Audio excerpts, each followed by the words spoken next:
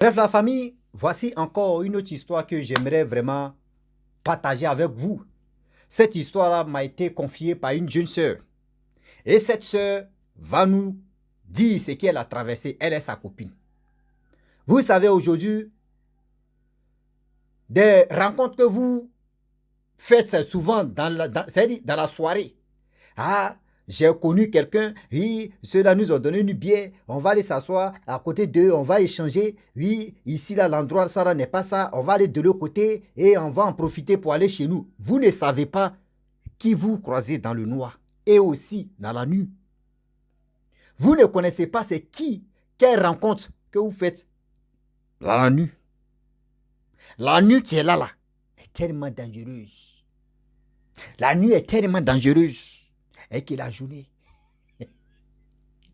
La famille, franchement, on va quand même écouter ce que la jeune sœur va nous dire. Et nous tous, on a les oreilles. Je vous dis d'agrandir la communauté Rossi Bejo, de partager mes vidéos, de liker. Abonnez-vous. Écoutons ensemble. Bonjour, bonjour. Je viens ici pour témoigner d'une histoire que j'ai vécue en fait. Pas qu'on m'a dit que j'ai vu, non. C'est une histoire que j'ai vécue et je viens pour témoigner. C'est comme je vous ai dit, il faut toujours sensibiliser les jeunes et tout. Il faut toujours sensibiliser les jeunes, surtout les jeunes, nous les jeunes filles. Il faut toujours prier. Il faut faire très attention. Mon histoire d'aujourd'hui est une fois, je suis congolaise de Brazzaville, résident à Pointe-Noire. Une fois, je suis sortie avec ma copine, on est allé en boîte. Arrivé en boîte de nuit, dès qu'on arrive dans la boîte, on demande au serveur, c'est combien la bouteille du whisky? Le serveur nous dit, attendez, je vais aller chercher le menu pour voir tout type il y a tout type de whisky, chaque whisky a son prix. On dit d'accord, quand le monsieur vient, il nous dit, les filles, vous buvez quoi? Nous on dit, comment ça, on boit quoi? Il y a quelqu'un dans la boîte qui vous offre à boire.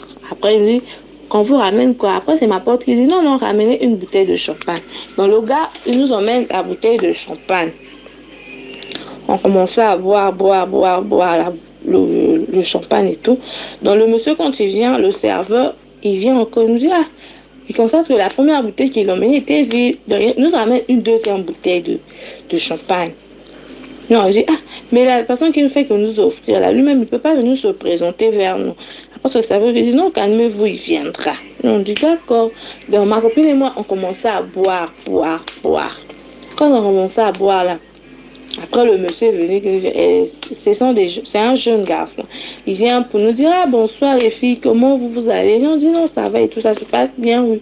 On essaye de faire les présentations et tout. Après, il dit que non, ça va la bouteille, ça va le champagne, vous voulez autre chose, quand vous rajoutez autre chose. Après, ça m'a dit, oui, il faut nous ramener une bouteille de Jack Daniel au lait.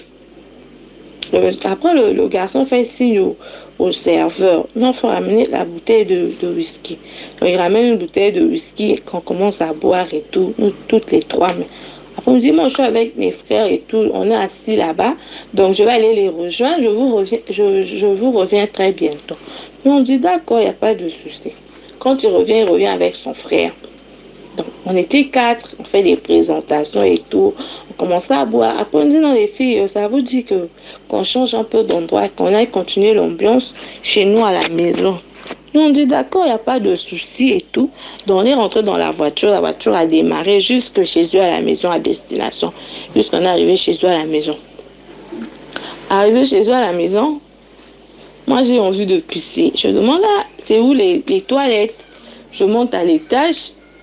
Il me dit, prends les escaliers, la première porte à gauche. Arrivé devant la porte de la douche, je vois une autre porte à côté de la douche qui n'était pas bien fermée. Donc j'essaie de jeter un coup d'œil. J'essaie de voir comme ça. Donc je vois la pièce là. Donc c'était tellement bizarre, comme dans un film d'horreur. Bizarre, il y avait les couteaux. Il y avait les cheveux, les perruques des femmes, les chaussures attachées. Donc, il y avait les machettes, les couteaux, comme une salle d'opération, quoi. Je vois tous ces trucs bizarres. Je dis, Mais c'est quoi ça? J'ai dit non, je ne veux pas crier. Je rentre dans la douche, je me soulage et tout. Quand je ressors, j'essaie encore de jeter un coup de... Donc, c'est bien, j'ai dit, apparemment, je ne suis pas vapée. Ce que je vois là, c'est vraiment, c'est réel et tout. Je descends et tout. On me dit, ah non, ça va, tu t'es retrouvée. Je dis, oui, oui, je me suis retrouvée et tout. Ça s'est bien passé et tout. On commençait un peu à rigoler et tout. Je dis, ah, si j'essaie de dire ça à ma copine là, elle parle beaucoup. En plus, elle est agitée. Elle va essayer d'attirer leur attention. Ce que je veux faire, c'est quoi? Je vais me taire. Donc, tout ça là, je parlais toute seule en fait. Je parlais au fond de moi. Je dis, ah, si j'essaie de dire ça à ma copine, elle va essayer de paniquer, elle va alerter. Les garçons vont savoir que parfois j'ai vu quelque chose de bizarre. Ce que je veux faire, c'est quoi? Je dois être calme en fait. Je dois être vraiment calme. Je dois garder mon sang-froid. Du coup, après, elle me dit, non, quand on aura le verre est là, ma chérie, il faut te servir. Je dis, ah, d'accord. Donc, j'essaie de me servir et tout, en train de boire. Après, c'est les garçons qui nous disent, ah, les filles, on arrive, hein. On fait un tour dans la chambre pour s'échanger. On va changer de vêtements et tout. Faites comme chez vous, soyez à l'aise et tout et tout. Donc, les garçons partent, ils nous laissent avec ma copine. Je dis, ah, maman, là, c'est grave. Ce qui est sur ici, là, on doit fuir. Elle me dit, on va fuir pourquoi? Je dis, non, on doit fuir parce que moi, ce que j'ai vu là-bas, je te dis ça. Tu vas pas me croire. Donc, ce qui est là, on doit fuir. Ma copine a dit, moi, je vais pas partir. Hein. Toi, si tu vas partir, tu dois partir. En tout cas, moi, je reste ici. Je dis, ah, tu es sérieux, tu veux rester ici, là. Je dis, on fuit d'abord. Quand on sera en dehors de la maison, là, je vais t'expliquer ce que moi, j'ai vu. Elle me dit, non. Tu as vu quoi et tout? C'est sûr, comme tu as dû mélanger champagne, whisky, c'est sûr que c'est ce qui te donne le vertige. Je dis, ah, est-ce que la fille est sérieuse, Seigneur? Est-ce qu'elle est sérieuse? Et c'est ce qu'elle dit. Je dis, ok, c'est bien. Quand j'entends te dire, tu ne me crois pas. Donc, du coup, on commençait genre à se discuter, quoi. Donc, pour ne pas alerter les garçons, je dis, ah, c'est bon, laisse tomber. Faut pas qu'on alerte les garçons là qui, après, ils vont venir ici. Comme j'avais peur, j'ai dit, ah, ce que je vais faire là, c'est quoi? Comme la porte la porte de l'entrée principale n'était pas fermée à clé totale, mon Dieu merci. Donc, ce qui me sauve, c'est quoi? Je dis, ah, je suis sortie, je commençais à faire signe à ma copine, viens, on va partir. Mais le portail était fermé. Je dis à ma copine, viens, on va partir, viens. Ma copine refuse. Moi, je monte sur la voiture pour essayer un peu de sauter le mur. Je dis, ah, tu veux rester? Ok. Je voulais que je monte sur la voiture. Avec mon poids que j'ai, quand je suis montée sur la voiture, ça fait le bruit. Donc, les gars, quand ils descendent, ils me voient sur la voiture. Quand je les vois directement, j'essaie de me attacher au mur. J'ai sauté, puis j'ai fui. Je suis en train de courir. La maison des gars, là, c'était là où on fait. Donc, il y avait, à côté de leur maison, là, il n'y avait pas de maison. Il y avait juste les jardins. Donc, il y avait juste les jardins des mamans qui font de l'agriculture. Donc, je commençais à courir. Donc, le monsieur là, donc, un d'eux est en train de me poursuivre. Donc, on commençait à faire la course. Totalement dans le noir. Il était quoi? 3 heures du matin. J'étais en train de courir. Le garçon restait, il était derrière moi. Il fallait que je suis partie. Quand j'étais en train de fuir là, je suis partie, j'ai toqué une maison là, j'ai toqué. Et le gars là qui me demande, c'est qui? Moi je parle pas, je toque souvent, tellement je toquais fort, il fallait qu'il vienne, il ouvre la porte. Quand il ouvre la porte, je rentre directement dans la maison des gens, je ferme la porte. Après je vois c'est le garçon là qui est en train de, genre il est en train de courir, il est en train de chercher. Je suis restée calme. Je dis non, cette histoire là ça n'a pas fini, je dois aller chercher la police. Parce que j'ai laissé ma copine là-bas, c'est très dangereux. Avec tout ce que j'ai vu dans la maison là-bas, on peut lui faire quelque chose de mal. Et ça va me retomber dessus. Je dois aller chercher la police. Je suis sortie. Après, dans la maison, là, le monsieur là me demande, mais c'est quoi, tu es en train de courir comme ça là? Je dis à papa, c'est une longue histoire. Mais là, je suis pas. Il me dit, non, explique-nous c'est quoi. Je dis, je peux pas vous expliquer, j'ai même pas le temps de vous expliquer. Donc, faut me laisser seulement partir. Le monsieur a dit, non, on peut pas te laisser partir, il fait tard. Quand tu es venu toquer ici, ça veut dire que non, tu voulais te sentir à l'abri. on ne peut pas te laisser partir. Il faut attendre demain matin, tu vas partir. J'ai dit non, non, moi je ne peux pas attendre demain matin. J'ai laissé quelqu'un qui est là-bas, ma copine, qui est en danger. Je dois partir. Le monsieur me dit d'accord, mais alors là, tu vas faire comment? Il dit moi je vais t'accompagner. Je dis il n'y a pas de problème. Il me pieds nus, hein. Je n'avais même pas des sandales. Il me donne ses sandales. Il faut porter des sandales. J'ai dit, je ne pourrais même pas porter les sandales pour bien marcher avec. Non, on doit partir. Donc, il y a tellement, la route était bizarre. J'avais même peur encore du monsieur. J'ai dit, hey, Seigneur, je commençais à faire la prière au fond du cœur. On est parti. Donc, le goudron était loin. On est parti. On est arrivé jusqu'au goudron là-bas.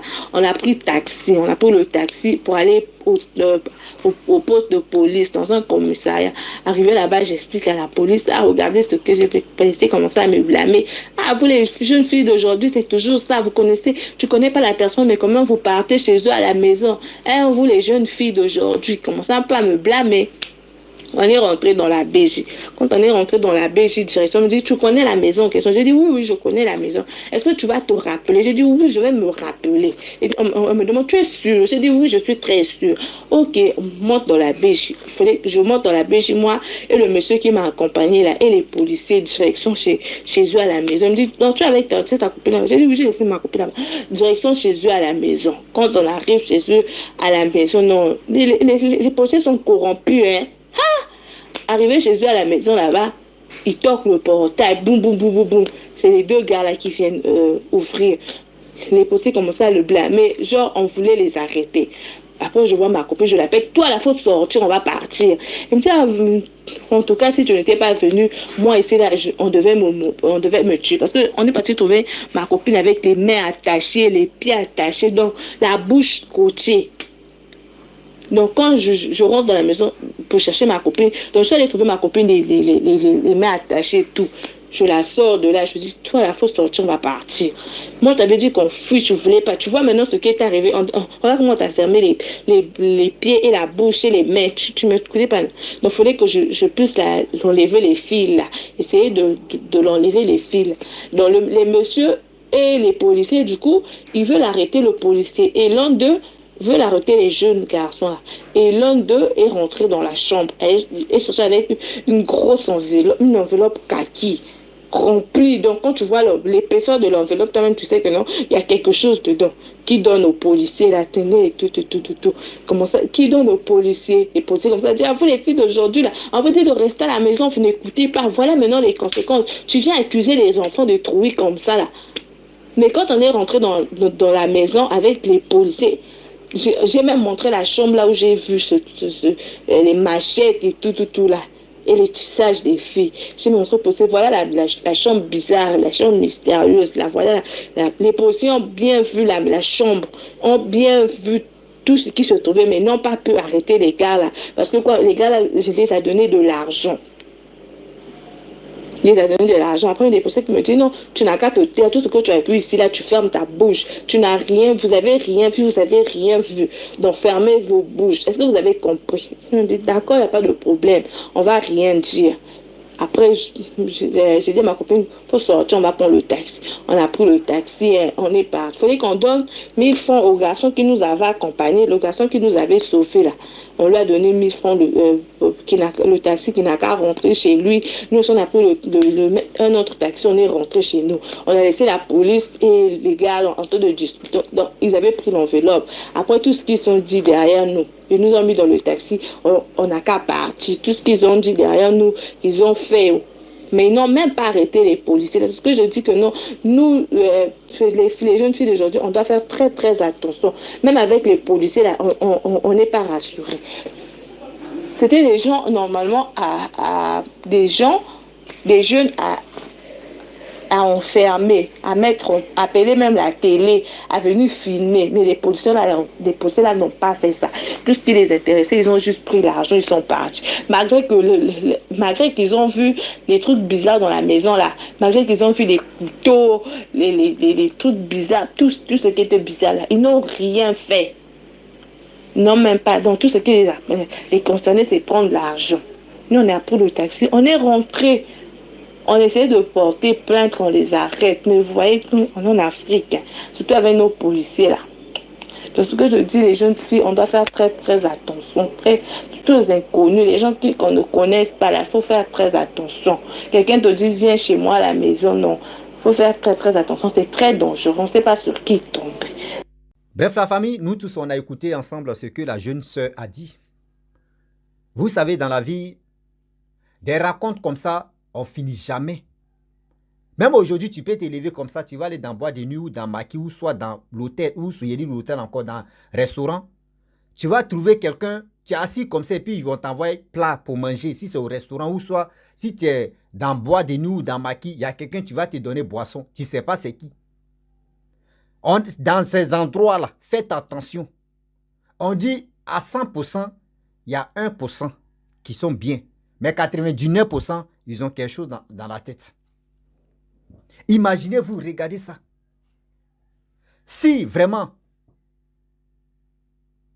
si elle n'était pas vigilante, si c'est Dieu même qui a dit qu'il faut aller uriner, si elle n'a pas eu le courage de sortir pour courir, c'est qu'elle n'allait pas venir relater cette histoire-là.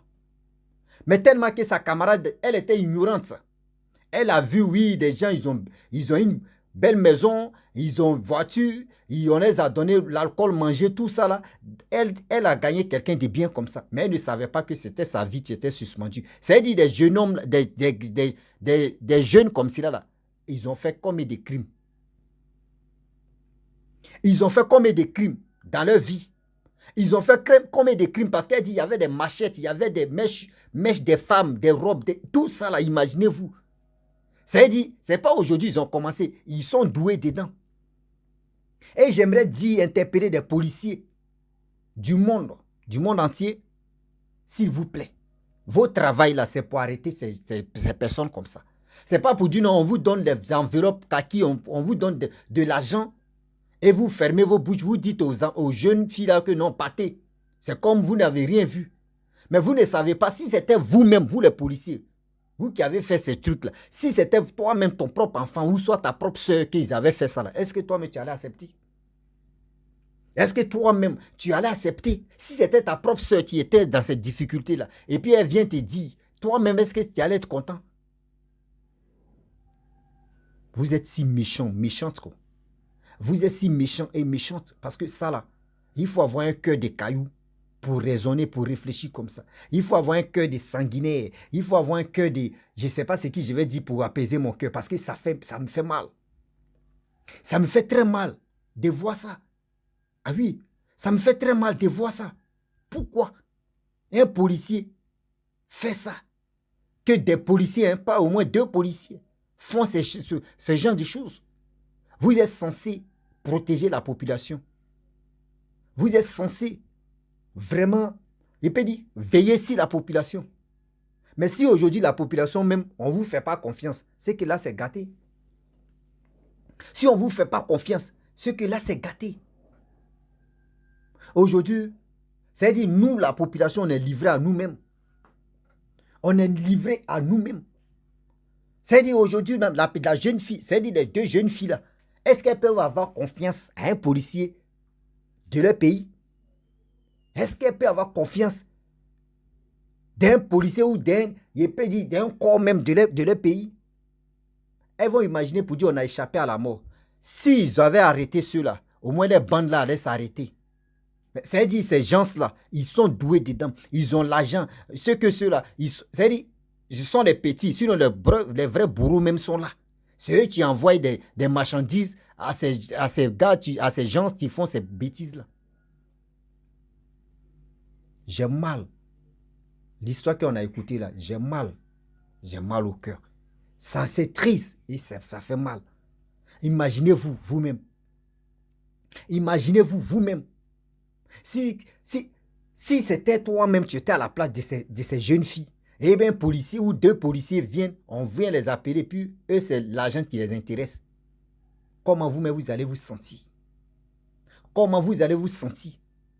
Vous aussi, vous qui partez dans les bois de nuit, dans les lieux publics, quand vous voyez des bons samaritains, quand vous voyez des gens qui s'approchent à vous, qui sont gentils, faites attention, réfléchissez très bien. C'est pour cela que je vous dis toujours que les histoires que les gens viennent me confier là, partagez ces vidéos, partagez ces histoires à n'importe qui, à vos entourages. Ça peut vous aider, ça peut aider au moins une personne de ton entourage. Ne gardez pas ça pour vous et puis vous allez passer. Si l'histoire là t'a pas vraiment plu, c'est que ça veut sauver la vie de quelqu'un d'autre.